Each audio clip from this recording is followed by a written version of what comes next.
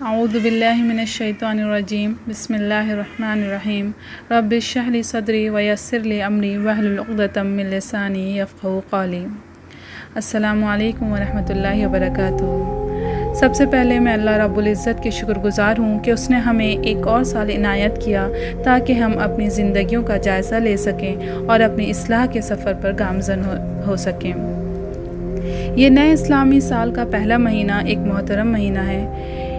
ان محترم مہینوں میں سے یہ ایک مہینہ ہے جس کی حرمت کا اللہ رب العزت نے حکم دیا ہے، اور یہ محترم کب سے ہوا ہے؟ جب سے اللہ رب العزت نے آسمان اور زمینوں کی پیدائش کی۔ نبی صلی اللہ علیہ وسلم نے کچھ خاص اعمال اس مہینے میں کیے۔ ماہ محرم کی فضیلت کیا ہے اور اس مہینے کے اندر حضور صلی اللہ علیہ وسلم نے جو کام کیے یا جن کو کرنے کا حکم دیا اور جو روزہ رکھنے کا اس مہینے میں حکم دیا گیا، اس کے تعلق سے کچھ باتیں انشاءاللہ تعالی میں آپ لوگوں کے سامنے رکھنے کی کوشش کروں گی۔ سب سے پہلے تو ہمارے ذہنوں میں یہ چیز بالکل کلیئر ہونی چاہیے کہ اسلام ہمیں جن کاموں اور جن باتوں سے رکنے کا حکم دیتا ہے اس سے بالکل محتاط رہیں، یعنی جن اعمال کو کرنے کا حکم دیا گیا ہے اسے کریں اور جس سے روکا گیا ہے اسے نہ کریں۔ یہ حرمت والے مہینے 4 ہیں۔ ان مہینوں میں ہمیں چاہیے کہ ہم نیکیوں میں اضافہ کریں اور گناہوں اور برائیوں سے اپنے نفس کو روکے رکھیں اور ظلم و زیادتی سے اپنے آپ کو بچائیں۔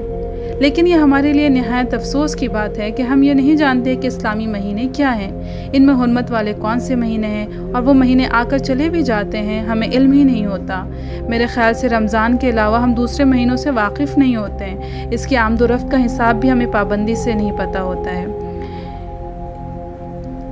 اس سے اسلامی مہینہ محرم سے شروع ہوتا ہے۔ اس مہینے کی اہمیت کا اندازہ ہمیں صرف 2 حدیث کے ذریعے بخوبی ہو جاتا ہے، جس میں دونوں حدیث جو ہیں وہ صحیح مسلم سے روایت ہیں۔ آپ صلی اللہ علیہ وسلم کی روایت ہے کہ آپ صلی اللہ علیہ وسلم نے فرمایا کہ رمضان کے روزوں کے بعد سب سے افضل نفل روزہ محرم کا روزہ ہے۔ دوسرا، آپ صلی اللہ علیہ وسلم نے اس مہینے کے اندر ہمیں روزہ رکھنے کا حکم دیا، بالخصوص 10 تاریخ کا روزہ۔ آپ صلی اللہ علیہ وسلم نے جب مکہ سے مدینہ آئے تو پتہ چلا کہ یہودی بھی روزہ رکھتے تھے۔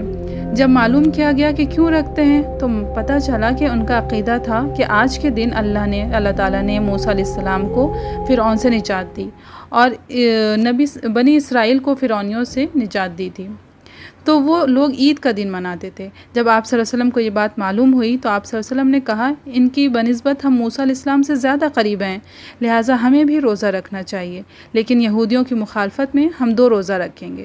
یہودی 1 رکھتے تھے، وہ تھا 10 تاریخ کا روزہ، تو ہم 1 پہلے یا 1 بعد میں، یعنی 9-10 یا 10-11 کا روزہ رکھیں گے۔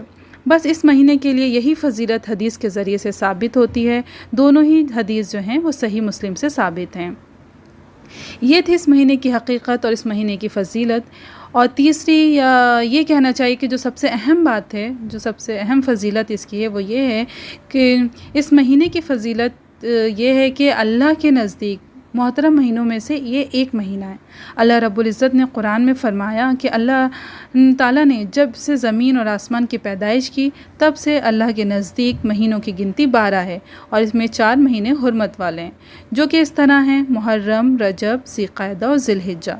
تو یہ 4 مہینے ہی اللہ کے نزدیک محترم ہیں، جس میں سب سے پہلے محرم کا مہینہ آتا ہے، اور اس لیے اس کا نام محرم ہے، یعنی کہ حرام کردہ، یعنی وہ کام جو عام دنوں میں کیے جا سکتے ہیں لیکن ان ایام میں خصوصاً وہ حرام کر دیے گئے ہیں، جیسے کہ جنگ کرنا، بدلہ لینا، یہ اس مہینے میں کرنا منع ہے۔ ہاں، اس بات کا دھیان رکھنا چاہیے کہ ہم برائی کے لیے پہل نہ کریں۔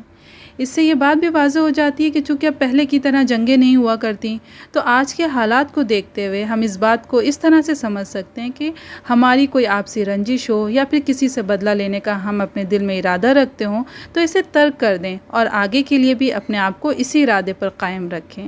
اس مہینے میں زیادہ سے زیادہ نیکی کرنے کی کوشش کریں، برائی اور معصیت سے بچنے کی کوشش کریں۔ دوسری فضیلت اس کا روزہ بہت افضل ہے، اور تیسری فضیلت اس میں 9-10 یا 10-11 کا روزہ رکھنا ہے، جس کے تعلق سے آپ صلی اللہ علیہ وسلم فرماتے ہیں کہ اس کی فضیلت 1 سال کے گناہوں کا کفارہ ہے۔ آخر میں اللہ تعالیٰ سے یہی دعا ہے کہ اللہ رب العزت اس مقدس مہینے کی امپورٹنس کو سمجھنے اور اس کے تقدس کا لحاظ رکھتے ہوئے نیک اعمال کی توفیق عطا فرمائے۔ آمین۔ وآخر الدعوانا الحمد للہ رب العالمین۔